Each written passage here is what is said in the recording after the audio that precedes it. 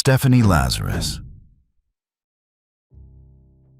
In February of 1986, in a quiet condominium on Balboa Boulevard in Van Nuys, California, a young woman was attacked in her own home. She was a 29-year-old director of nursing at a Glendale hospital. She had been married just 3 months. The killer had staged the scene to look like a botched burglary, stacking stereo equipment at the stairs, leaving jewelry untouched. Taking only the marriage license. The investigation went nowhere for 23 years. The killer was a Los Angeles Police Department detective. She was the husband's college ex-girlfriend. She had been carrying a service revolver and a service badge the entire time. Sherry Ray Rasmussen was 29, the director of nursing at Glendale Adventist Medical Center. She had been a prodigy. By her late 20s, she was running an entire hospital nursing department. She had married mechanical engineer John Ruetten on November 23, 1985. Her killer was Stephanie Lazarus, born around 1960 in Simi Valley. She had attended UCLA from 1978 to 1982. She had joined the LAPD in 1982. She had joined the LAPD in 1983 under a consent decree to hire more women. She had purchased a Smith & Wesson Model 49.38 caliber revolver as her department-approved backup gun. And at UCLA, she had had a casual sexual relationship with John Ruetten. In the summer of 1985, after Sherry and John's engagement, Lazarus had confronted Sherry at the hospital and said, "If I can't have John, no one else will, including you." How does a woman in police uniform walk into a young couple's condominium in broad daylight and commit a killing she will keep hidden for 23 years inside the very department investigating it? On Monday, February 24th, 1986, between 9:45 in the morning and 12:30 in the afternoon, Lazarus entered the Ruettens' condo. Sherry was home with a back injury. She was attacked, struck multiple times in the face, and shot 3 times in the chest with .38 caliber ammunition fired through a quilted blanket as an improvised silencer. There was a bite mark on her left forearm from which a saliva swab was collected. The killer staged a botched burglary. Lead Detective Lyle Mayer classified the case as a botched burglary, despite Sherry's father, Nels Rasmussen, pleading with him about Lazarus's harassment. On March 9, 1986, Lazarus reported her .38 stolen to Santa Monica Police, not the LAPD armorer. In 2004, criminalist Jennifer Francis located the bite mark swab in a coroner's office freezer. Testing revealed the saliva DNA was female and not Sherry's. A supervisor allegedly brushed her off, telling her the LAPD detective ex-girlfriend was not a part of this. Francis later filed a whistleblower lawsuit. Could the LAPD have spent 20 years protecting one of its own from a killing they had been told about by the victim's own father? In March of 2008, Van Nuys detectives Jim Nuttall and Pete Barber received the case file anonymously. They narrowed female suspects to 5. They referred to Lazarus internally as Number 5 because her husband was a Van Nuys detective. They conducted covert surveillance and recovered a discarded drink cup and straw, Lazarus tossed in a trash can outside a Costco. The cup's DNA was a direct match to the 1986 bite mark saliva. On June 5, 2009, detectives lured Lazarus to the basement jail at Parker Center under a ruse about an art theft case so she would surrender her gun. In the recorded interview, she said, "You're accusing me of this? Am I on candid camera or something? This is insane." On March 8, 2012, she was found guilty of first-degree murder. On May 11, 2012, she was sentenced to 27 years to life. Lazarus, now 66, is held at the California Institution for Women in Chino. On November 13, 2023, a parole panel granted her parole, where she publicly admitted the crime for the first time. She said, "I murdered, callously murdered, and heinously murdered Sherry Rasmussen." In April of 2024, Governor Gavin Newsom asked the full Board of Parole hearings to review the decision. On October 2, 2024, the parole grant was rescinded. At a new hearing on February 12, 2025, she was found unsuitable. She is next eligible in 2028. But the next case would unfold not in a quiet California suburb, but along the eastern shoulder of a Georgia interstate, where a young woman from Michigan would lie unidentified in an unmarked grave for 34 years before genetic genealogy would name both her and the long-haul trucker who had taken her in the same case. Henry Frederick Hoss Wise. In December of 1988, on the eastern shoulder of a northbound interstate in Dade County, Georgia, two Department of Transportation workers pulled over to clear what they thought was debris. It was the body of a young woman. There was nothing on her to say who she was. She was buried in an unmarked grave. She would lie there for 34 years. The case would become a landmark in American forensic science. It was the first known case in which investigative genetic genealogy identified both the victim and the killer in the same case. The answer would come from a single living relative of the killer, a relative who had quietly uploaded their DNA to a consumer genealogy database, never knowing what their cousin had once done on a Georgia roadside. Stacy Lynn Chahorsky was 19, of Norton Shores, Muskegon County, Michigan. She had last spoken to her mother, Mary Beth Smith, by phone on September 15, 1988, telling her she was traveling north from the south, likely from Knoxville or Charlotte, by bus or hitchhiking. She was reported missing in January of 1989. On Friday, December 16, 1988, around 2 in the afternoon, two Georgia DOT workers found her decomposed body along the east side of the northbound lane of I-59 in Dade County, about 5 miles from the Alabama line. She had been killed. The killer left his DNA on her body. For 33 years, she remained a Jane Doe. GBI Special Agent Joe Montgomery took over the case in 2005. The unknown male DNA went into CODIS without a hit. Norton Shores police collected a fingerprint card from her relatives in 2010. It was never linked to the unidentified Doe in Georgia.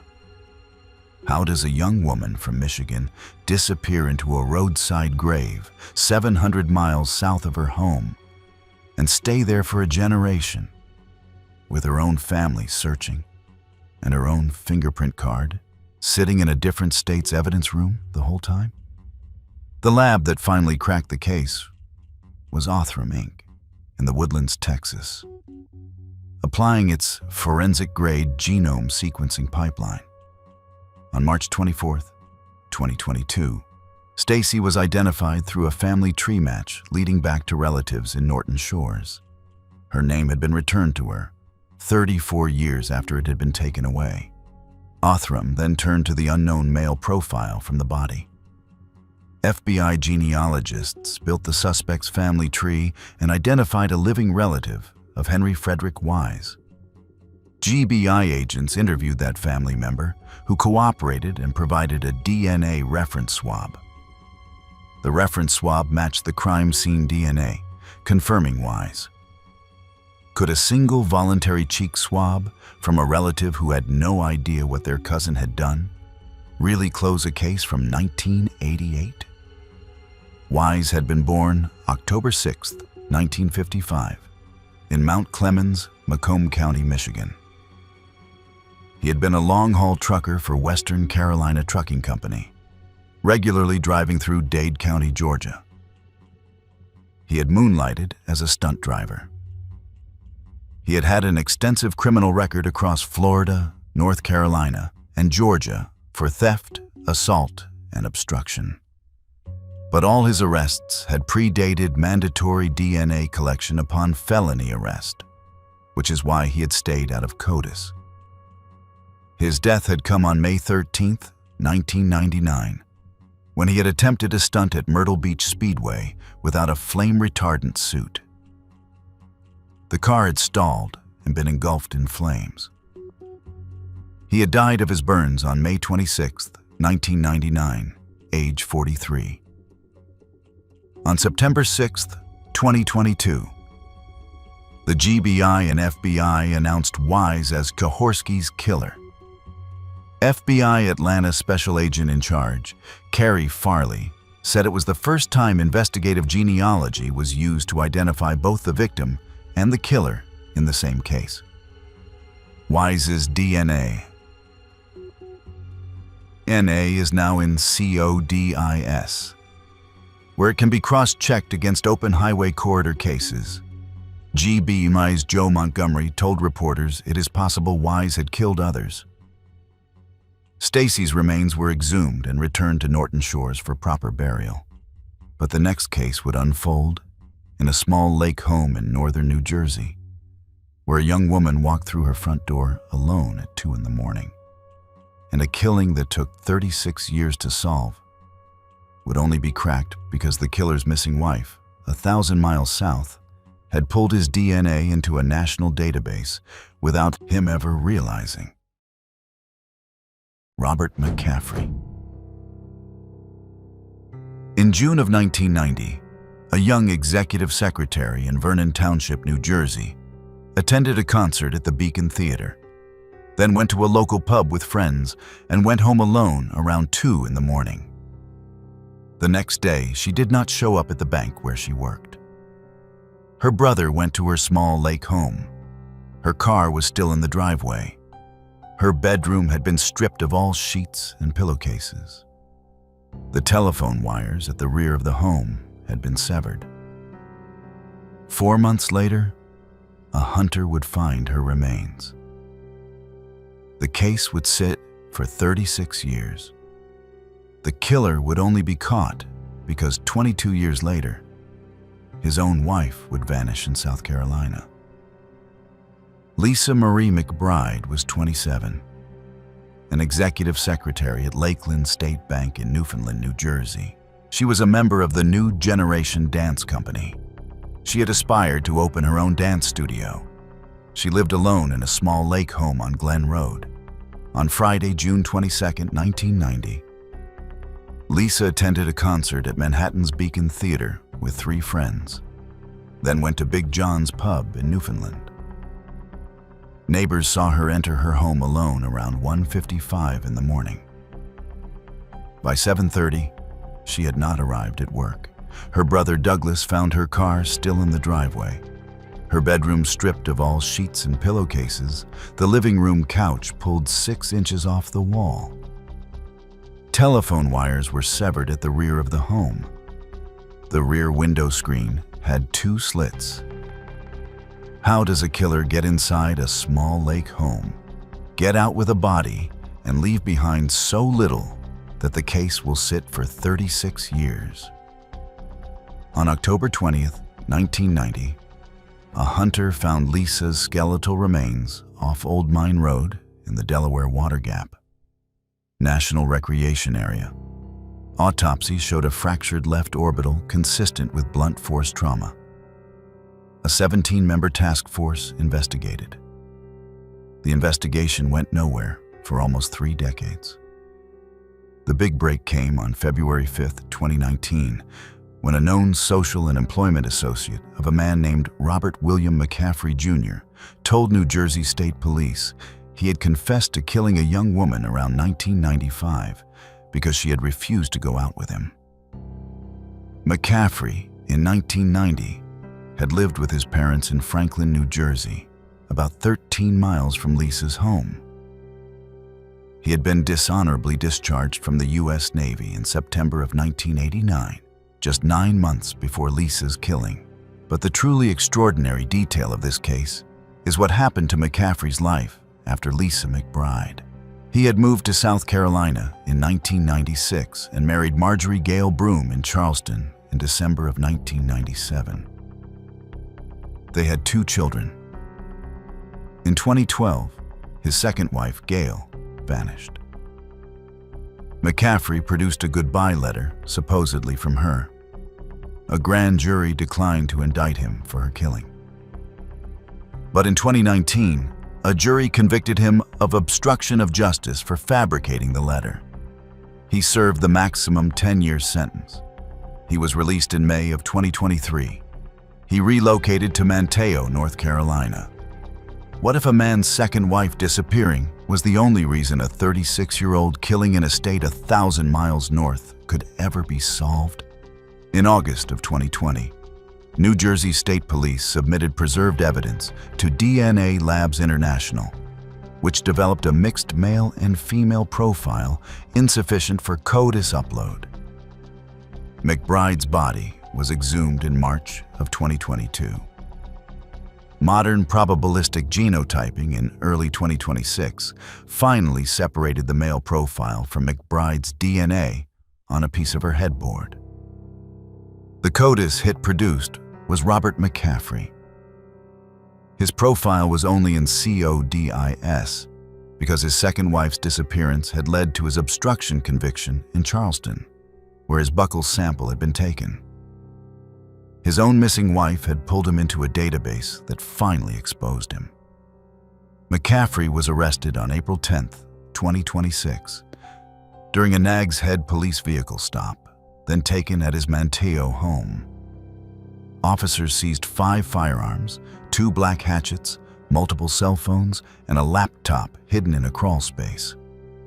He was charged with first-degree murder, first-degree kidnapping, and second-degree burglary. He pleaded not guilty. Gail McCaffrey's 2012 disappearance remains an active homicide investigation. Her body has never been found. But the next case would unfold, not in a lake home, but along a country road in Logan County, Ohio, where a young woman walking to her third-shift job was forced into a stranger's pickup truck, attacked, and left for dead in a ditch. She survived.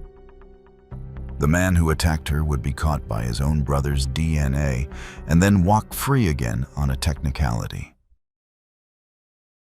Ralph Bortree. A note on this case: the victim survived. She is the reason the case was ever solved. The man who attacked her was caught by genetic genealogy in 2019, 26 years after the attack. He was convicted in 2020. Then, in 2022, the Ohio Supreme Court vacated the conviction, ruling the statute of limitations on the charge had run out. He was released. In late July of 1993, in rural Logan County, Ohio, a 19-year-old woman who had recently graduated high school was walking to her third-shift job. A man in a pickup truck cut her off. He pulled a gun. He forced her into his truck. He drove her to a wooded area, attacked her, and then drove her to a second wooded area. He came around the passenger side. He cut her throat from behind with a knife and shoved her into a ditch. The prosecutor would later say she was alive only because the blade had missed her carotid artery by millimeters. The young woman, identified in court only by her initials AC, was 19, living with her parents in Quincy, Ohio.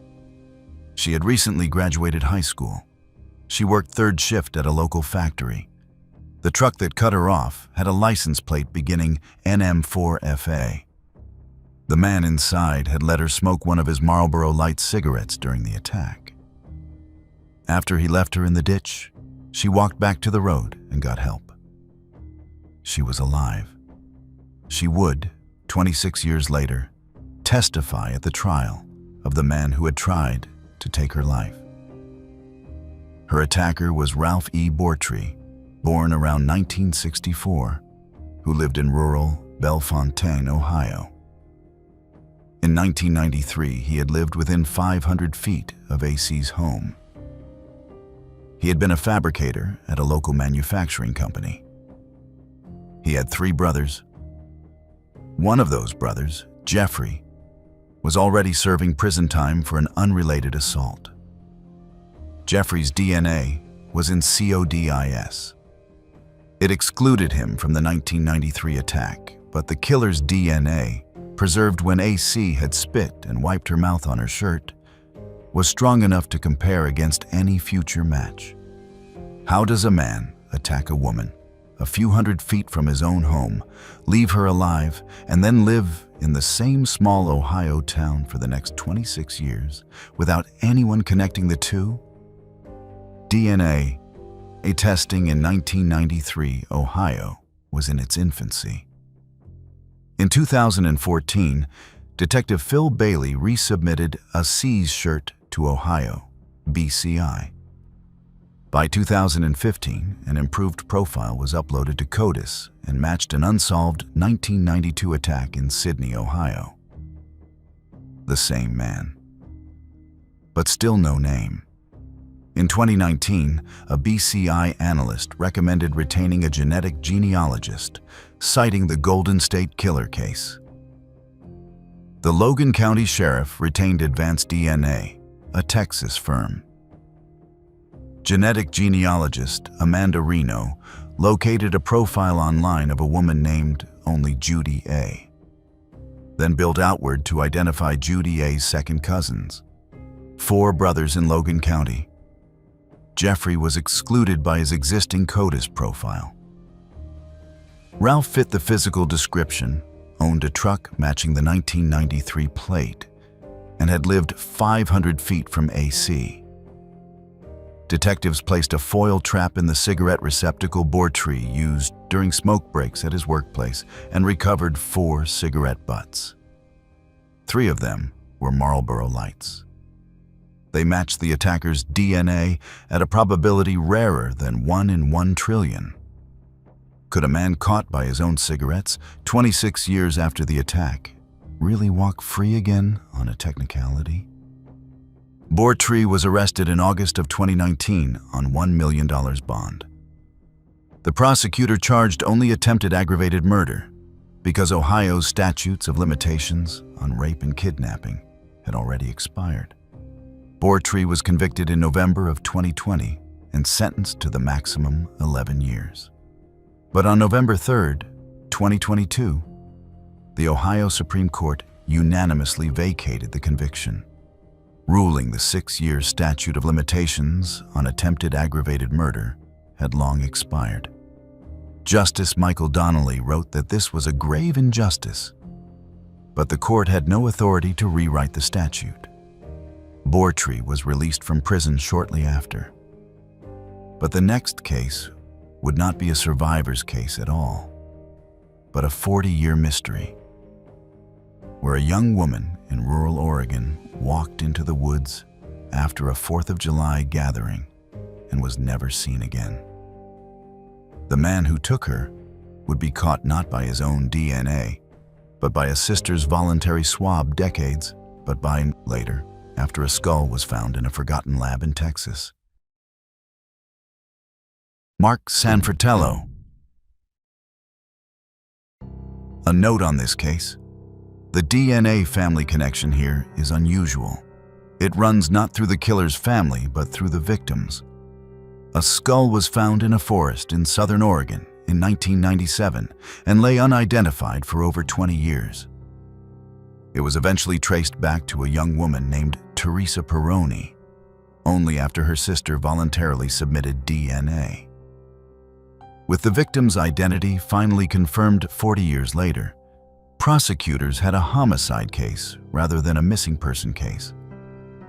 And the witness statements naming Mark Sanfratello as the last person seen with her became prosecutable. In early July of 1983, On a communal living ranch in rural Selma, Josephine County, Oregon, a young woman attended an outdoor gathering with her boyfriend. They had a screaming argument. They walked together into the surrounding forest, witnesses said, to sleep for the night. She was never seen again. A month later, her family reported her missing. In July of 1984, an unknown person delivered her brown purse to the local sheriff's office. It contained her ID, papers, and her epilepsy medication. In 1997, a human skull was found on a private property in Selma, very near where she had last been seen. It was logged as a Jane Doe. It would sit unidentified for the next 23 years. Teresa Joanne Peroni was 27, 5'4", with long dark hair and blue eyes. She was epileptic. She received seizure medication from a Josephine County health clinic. Her family lived in Grants Pass, Oregon. She was close to her sister. Friends called her a free spirit. She was the girlfriend, at the time, of Mark Sanfratello. He was, by multiple witness accounts, controlling, angry, and prone to jealous rages. Sanfratello, around 30 at the time, was a member of an offshoot collective called People's Earth Park, whose members reportedly used certain controlled substances. After Peroni vanished, the case sat. In August of 1985, Sanfratello, by now in Yreka, California, attacked his new wife and his 14-year-old stepdaughter. The young woman told investigators what had been done to her. Sanfratello pleaded guilty to 2 counts of attempted murder. He received the maximum 15 years and 4 months in California prison. He was released.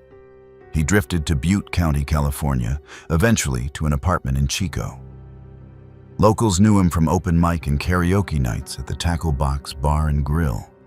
How does a man with a violent track record sit in a small California town for decades, performing at karaoke nights, knowing what he had done to a young woman in an Oregon forest in 1983? Detective Ken Seelig tried to send a better skull sample to the FBI in 2004. The skull had been lost. It was finally rediscovered in 2020, sitting in a genetic genealogy lab at the University of North Texas, where Josephine County had sent it years earlier and forgotten. The original 1997 sample sent to the FBI had actually been a tooth filling, which contains no DNA. The case had sat in administrative limbo for 23 years on a clerical mistake. Independent journalist Gwen Barringer of the Josephine County Missing Persons Project and podcaster John Lorden released a 2024 deep dive episode that prompted Detective Sergeant Kyle Henrich to formally reopen the case. The 2020 testing of fresh material from the skull at the Center for Human Identification at the University of North Texas produced a profile that matched DNA voluntarily submitted by Teresa's sister. Could a sister's single cheek swab, voluntarily given decades after she had given up hope, really be the thing that finally turned a missing person mystery into a homicide? With the victim's identity finally confirmed 37 years after her disappearance, prosecutors now had a homicide case. The 1983 witness statements placing Sanfratello as the last person with her became prosecutable. On June 27, 2025, a Josephine County grand jury indicted Sanfratello on second-degree murder. Chico police arrested him the next day at his East 8th Street apartment. On April 21, 2026, he pleaded guilty to first-degree manslaughter and was sentenced to 20 years in prison with a mandatory minimum of 10 years served. Defense attorney Elizabeth Baker cited his undisclosed, complex health issue as motivating the plea. Oregon Attorney General Dan Rayfield said simply, "For Teresa Peroni's family, this has been a 43-year wait for an answer they never should have had to wait for." If you've made it this far and enjoyed deep dives into the most shocking criminal cases, hit that subscribe button and don't forget to press the bell icon.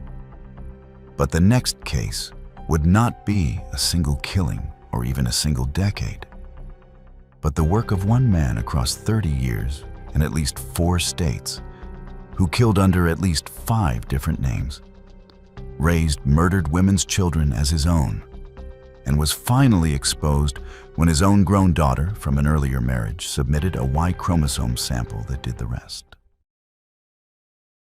Terry Rasmussen. In November of 1985, in Allenstown, New Hampshire, a hunter walking through Bear Brook State Park found a 55-gallon drum near a burned-down store. Inside were the bodies of a woman and a young child. 15 years later, in May of 2000, a second drum was found just 300 feet away, containing 2 more children. The 4 bodies in the woods were Jane Doe's for decades. Their killer was a U.S. Navy veteran born in Denver in 1943. He had at least 5 aliases. He raised stolen children as his own. He killed at least the 4 people in the drums, his own biological daughter among them. The case is the godfather of investigative genetic genealogy in the United States. Terry Peter Rasmussen was born December 23, 1943, in Denver, Colorado. He grew up in Arizona, dropped out of North High School in Phoenix, and enlisted in the U.S. Navy in 1961. He trained as an electrician and served until 1967. He married in 1968 and fathered 4 children before his wife took them and left him in 1973 or 74 over violence. He used at least 5 aliases over his life, earning him the nickname the Chameleon. Bob Evans, in New Hampshire in the late 1970s. Curtis Mayo Kimball, in California from 1984. Gordon Jensen. Larry Vanner. He died on December 28, 2010, in a California state prison while serving a sentence for the killing of a Korean-American chemist named Unsoon Jun. He died of lung cancer and pneumonia. He was cremated and his ashes scattered at sea. How does a man go through 30 years of ordinary American life under 5 different names, kill at least 4 of his own family members, and walk into a California prison cell at the end of it all without ever being identified for the New Hampshire murders? The Bear Brook victims, finally identified after decades of work, were Marlise Elizabeth Honeychurch, 24, last seen at her mother's home in California around Thanksgiving of 1978, leaving with Rasmussen. Her daughter Marie Elizabeth Vaughn. Her younger daughter Sarah Lynn McWaters. And finally, identified only in September of 2025, Rhea Rasmussen, born 1976 in Orange County, California. Rasmussen's biological daughter with another woman named Pepper Reed. Other suspected victims include Denise Bodin, 23, of Goffstown, New Hampshire, last seen Thanksgiving of 1981 with Rasmussen and her infant daughter Dawn. Pepper Reed herself, last seen pregnant in Houston in 1975. The Lisa who survived was Dawn Bodin. Rasmussen had abducted her as an infant and abandoned her in 1986 in Scotts Valley, California. Dawn told detectives in 1986 that her siblings had died eating mushrooms when they were out camping. Could a single living relative of one of the victims, voluntarily uploading their DNA to a free public website, really crack open 30 years of crime? The Rasmussen case is the genuine godfather of investigative genetic genealogy in the United States, predating and informing the Golden State Killer arrest. 3 distinct DNA waves cracked it. In Phase 1, between 2014 and 2016, San Bernardino Sheriff's Detective Peter Headley entered the surviving Lisa's DNA into GED match. Genealogist Barbara Ray Venter, working pro bono, built a family tree from autosomal cousin matches, ultimately matching Lisa to a maternal cousin of Denise Bowden. In Phase 2, in 2017, one of Rasmussen's children from his first marriage submitted a DNA sample. The Y chromosome was a direct paternal line match. This was the first major case where investigative genetic genealogy identified a criminal suspect, months before the Golden State Killer announcement.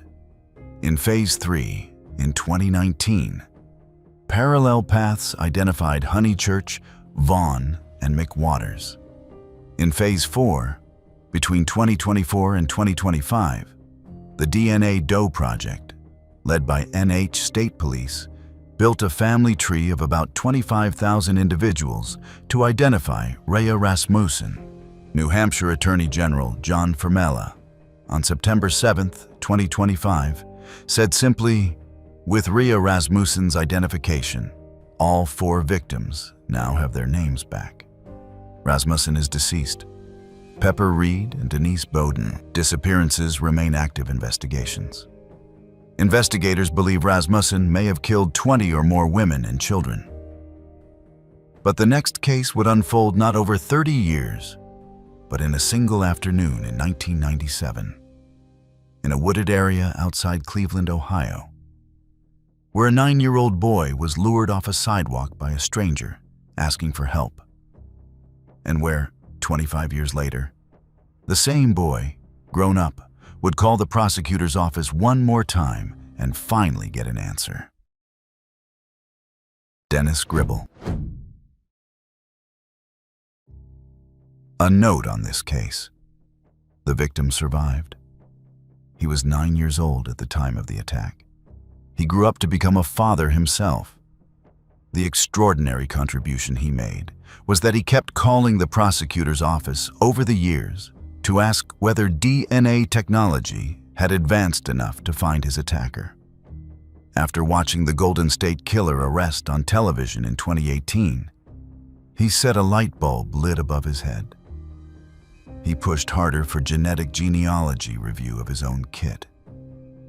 The man who attacked him, when finally identified, would tell a courtroom he had been doing it for his entire life. In August of 1997, in a wooded area near North Amber Drive and Plainfield Avenue in Brooklyn, Ohio, a Cleveland suburb, a 9-year-old boy was walking alone. A stranger approached him. The man claimed his son was riding a dirt bike and needed help finding a gas can. He lured the boy into the woods. He told him to lie face down. He climbed on top of him. He attacked him. He threatened to kill him if he told. The boy ran to his father. A sexual assault evidence kit was collected at the hospital.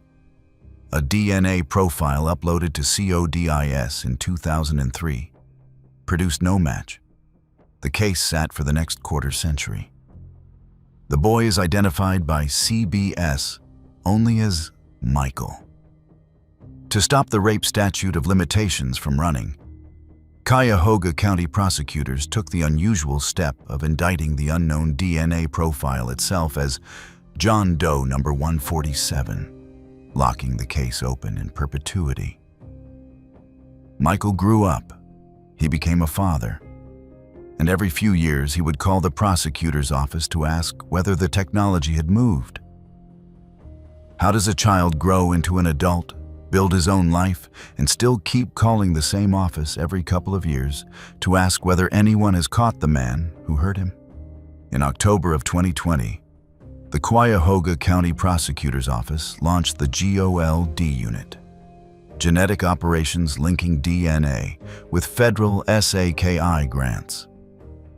The original sexual assault kit had been destroyed. But a stroke of luck at the Cuyahoga County Medical Examiner's Office Crime Laboratory. An original testing tube containing 9 nanograms of biological material was rediscovered. In March of 2022, the team escalated to Barbara Ray Venter of Firebird Forensics, the same genealogist who had identified the Golden State Killer. Ray Venter, applying the Golden State Killer methodology, uploaded the SNP profile to GED match and family tree DNA. Within roughly 2 months, she delivered a list of suspects. All brothers in a single Ohio family. Investigators narrowed to one and showed Michael a photo lineup. He immediately recognized the man. He told reporters his heart had started pounding. Detectives served a search warrant in Lower Salem, Ohio, for a buccal swab DNA sample from Dennis Gribble. He was stunned, but he complied. Ohio BCI confirmed an exact match. Could a single sibship of brothers, narrowed by a genealogist on the other side of the country, finally answer a question a small boy had been carrying for 25 years?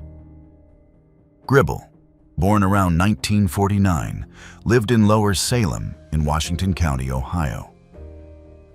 He was a long-standing pedophile with prior 1970s convictions for assaults of boys aged 9 to 12.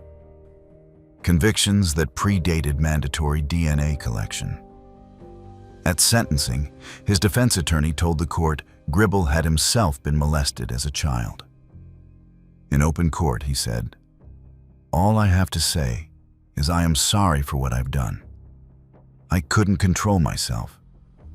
I have been doing it for my entire life. I tried to get help, and no one would give it to me." Judge Timothy McCormick replied, "The only way the public can be protected is for you to spend as much time in prison as I can give you." He was arrested November 29, 2022. On May 4, 2023, he pleaded guilty and was sentenced to the statutory maximum of 10 years plus lifetime sex offender registration. Michael's victim impact statement read, "I'm not your victim anymore. I'm not somebody you prey on anymore." Cuyahoga County Prosecutor Michael O'Malley publicly stated he believes there is a high probability that there are other victims out there. But the next case would unfold in a quiet suburban home on Long Island in 1974, where a young mother was found by her own 5-year-old son, lying in her bedroom in a rose-covered bathrobe, and where the answer, 52 years later, would come from the cooperative DNA upload of a relative the killer had not lived to see. Thomas Generazio.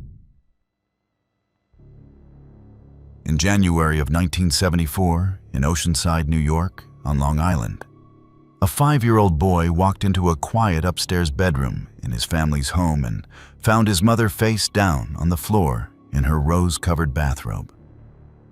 Her hands were bound behind her back. There was a pillowcase stuffed in her mouth. Her own stockings were wrapped around her neck. The case would sit for 52 years. The killer would die of cancer in 2004, never having been named publicly as a suspect. He would only be identified 22 years after his death, when a relative of his uploaded their DNA to a consumer genealogy database, and a long dormant tip from a former neighbor would finally find its match. Barbara Waldman was 31, an NYU graduate. She was married to Dr. Gerald Waldman, a respected local dentist. They had 3 young children: Marla, 7, Larry, 6, Eric, 5. After Barbara's killing, Dr. Waldman remarried within 6 months, a fact that fueled decades of community suspicion against him. He provided a DNA swab that excluded him. He died without ever knowing the killer's identity. On Friday, January 11, 1974, at the Waldman family home on Sally Lane in Oceanside, 5-year-old Eric Waldman found his mother. She had been attacked, strangled, and shot in the back of the head. Commissioner Patrick Ryder said simply, "An individual that we now know to be Thomas Generazio entered that residence and committed a violent sexual assault against the mother. and then put a bullet in the back of her head. Neighbors saw a man near the house wearing a snorkel coat, a heavy parka with fur-lined hood. How does a 5-year-old child carry that memory for 52 years, knowing the man who took his mother is somewhere out there, possibly dead, possibly walking through the same neighborhood? The Nassau County Police Homicide Squad investigated for decades. At one point, an inmate falsely confessed. His DNA did not match. Detectives tested a man convicted of a similar 1968 killing. He was excluded. Dr. Jerry Waldman provided a DNA swab in 2004 and was excluded. In December of 2022, serial killer Richard Cottingham, the so-called torso killer, admitted to killing 5 Long Island women in the late 1960s and early 1970s. Marla and Eric Waldman pushed Nassau County PD to reopen their mother's case. Police extracted a full DNA profile from preserved evidence. It did not match Cottingham. At Marla's insistence, Nassau County PD brought in the FBI's forensic genetic genealogy team and submitted evidence to Othram in the Woodlands, Texas. Othram's forensic-grade genome sequencing developed a comprehensive whole-genome SNP profile from preserved 1974 biological evidence. The profile went to the FBI Investigative Genetic Genealogy Team. They uploaded it to law enforcement-permitted genealogy databases and built family trees from cousin matches. A relative of Thomas Generazio had uploaded their consumer DNA results, producing the cousin match. Police interviewed Generazio's relatives and obtained a photograph of him in a snorkel coat that matched the 1974 sketch. Could a single voluntary upload to an ancestry website by someone who had no idea what their relative had once done really close a case 52 years after a small boy walked into his own mother's bedroom? Thomas Generazio had been born February 1st, 1947. In 1974, he had lived in Oceanside, fewer than 4 miles from the Waldman home. He had worked as a sanitation worker, a garbage collector, in Oceanside. Police told reporters it was possible he had been the Waldman family's garbage man at one point. He had had 2 prior arrests, one for assault and one for stolen mail, but no convictions in a way that would have placed his DNA in CODIS. He had had multiple children. He died of cancer in 2004 at age 57 in Oceanside. His own daughter ultimately corresponded with the victim's daughter and provided photographs of him. There was no arrest, no charges, no trial. Generazio died in 2004. Nassau County Police formally closed the case on March 11, 2026, naming him as the person responsible. Marla Waldman said simply, "Our father Jerry Waldman is exonerated. He was a victim, not a villain." But the next case would unfold, not in a suburban home, but in a field on the banks of a small Texas lake, where a baby was found wrapped in a bloody towel inside a black trash bag, and where the answer would come not from sequencing the killer's DNA, but from sequencing the baby's. Misty Marie Mitchell. In June of 1998, surveyors working in a field on the banks of Fisher Lake in southwest Longview, Texas, discovered a newborn female infant inside a black trash bag. She was wrapped in a bloody towel. Her umbilical cord was still attached. She had been beaten to death. The killer had abandoned her face up in the field, the bag still partly closed around her.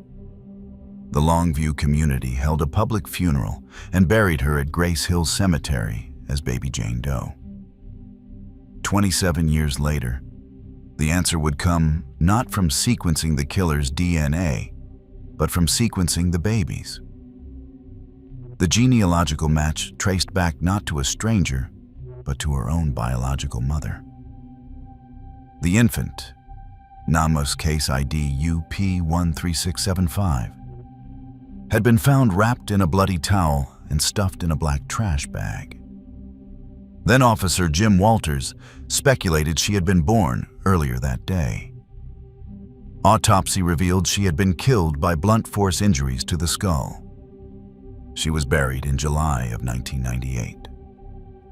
For 27 years, she remained Gregg County Baby Jane Doe. Public appeals, leaflets, and media coverage produced no leads. The case was entered into NamUs in March of 2015.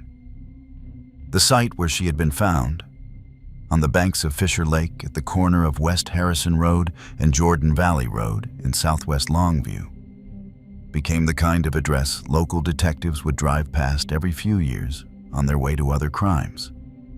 And remember, in May of 2025, conducting cold case review, Longview police shipped preserved forensic evidence to Othram in the Woodlands, Texas, with funding from a non-profit called Project 525. How does a baby found in a trash bag in a Texas field stay nameless for 27 years? When the answer to her name was always going to come back to the very person who had thrown her away. This is one of the most striking inversions in cold case work. The unknown sample being sequenced was the baby herself. So the closest relatives in the genealogical match were necessarily the baby's parents and parents' relatives. Othram applied forensic-grade genome sequencing to the infant's preserved biological evidence, building a comprehensive whole genome SNP profile of the baby. Othram's in-house forensic genetic genealogy team uploaded the profile to law enforcement permitted databases and built a tree of cousin matches.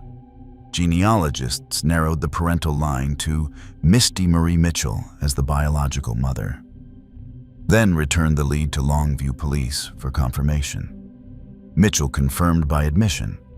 The case was the 8th Project 525 case resolved and the 22nd Texas case publicly identified using Othram technology. Could a baby's own DNA, sequenced for the first time 27 years after she had been found, really lead investigators directly back to her own mother? Misty Marie Mitchell was 47 at her September 2025 arrest. She had been 19 years old in June of 1998. She lived in Longview, Texas, with prior addresses in Hallsville, Oak Hill, and Austin. Court records show she had been arrested more than a dozen times since 1998, on charges including family violence assault, theft, and drug-related offenses. She had multiple other children whom she raised. When detectives interviewed her in September of 2025, she admitted being the baby's biological mother. Othram Chief of Staff Colby Lacion said, "It's a message that there's technology here for those who have not yet committed a crime, that may be thinking about committing a crime that they probably shouldn't, because they will be caught." She was arrested September 9th, 2025, and charged with capital murder of a person under 10 years old. Bond was set at $750,000. She is held in Gregg County Jail. Under Texas law, the charge carries either life without parole or the death penalty. As of late April 2026, no publicly documented indictment, plea, or trial date has been issued. The case remains under investigation. The biological father has not been publicly identified. The infant, who had been buried for 27 years as baby Jane Doe at Grace Hill Cemetery, finally has the beginnings of a name attached to her file. But the last case on this list would unfold not in a Texas field, but inside a quiet Maryland home on a spring morning in 2001, where the killer was the daughter's own ex-boyfriend, a young man the family had welcomed at dinners and holidays for years. The answer would come from two innocent women in Romania, distant cousins of the killer who had voluntarily uploaded their DNA to an ancestry website. never knowing what the cousin they had never met had once done. Eugene Theodore Gligor.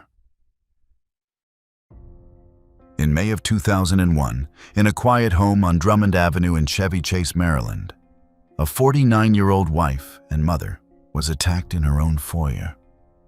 She was found by her husband and her boss face down, partially inside the upstairs primary bedroom shower stall, as if her killer had tried to drag her in and rinse off blood. She had been attacked with multiple blunt force trauma to the head. The case sat for 23 years. The killer was the daughter's own ex-boyfriend. He had been a guest at family dinners and holidays. Two of his Romanian cousins, women he had never met, had uploaded their DNA to an ancestry website. That single act, half a world away, broke the case. Leslie Ann Jennings Prier was 49. Born in 1952 in North Kingstown, Rhode Island, into a large military family.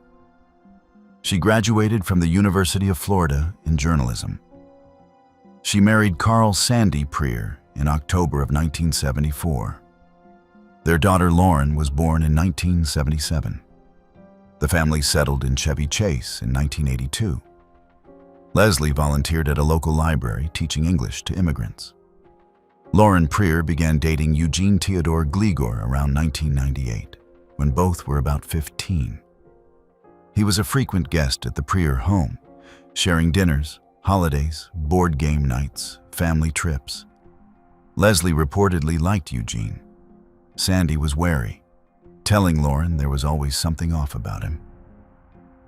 They broke up well before the 2001 killing.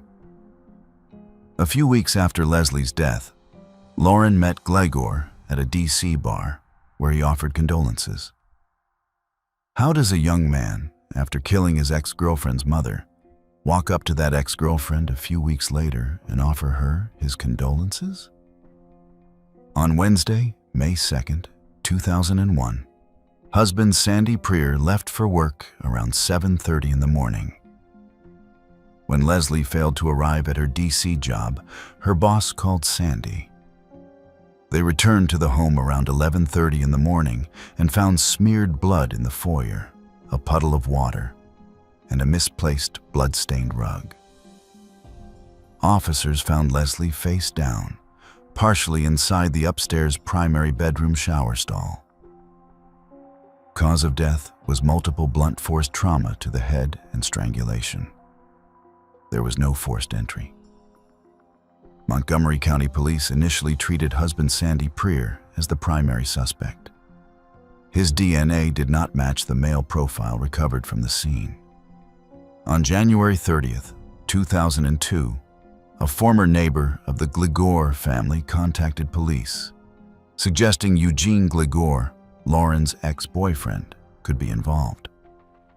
The tip was apparently not followed up at the time. The case went cold for 20-plus years. Sandy Prier died in 2017, never fully cleared in the public eye. In September of 2022, cold case detectives Tara Augustin and Allison Dupuis sent the DNA to Othram, which produced a dense SNP profile. The profile was uploaded to Family Tree DNA's law enforcement eligible database. Two innocent women in Romania, distant cousins of the killer, had voluntarily uploaded their DNA. State's Attorney John McCarthy said, "We identified a distant relative who lived in Romania. With that information, they had to construct a family tree." Could two voluntary DNA uploads by two women in another country who had never met their American cousin really expose a killer 23 years after the killing? Detective Augustin built the Romanian family line through public records and obituaries until U.S.-based descendants with the surname Gligor appeared. Eugene Gligor was determined to be a first cousin twice removed of the genealogy match. On June 4th, 2024, Augustin connected the surname to the dormant 2002 neighbor's tip. On June 9, 2024, detectives staged a secondary screening ruse with U.S. Customs at Washington Dulles International Airport as Gleichor returned from an international trip. Bottled water was placed within reach. They watched him drink from a water bottle and discard it. They retrieved the bottle. The DNA from the water bottle confirmed the match. He was arrested June 18, 2024.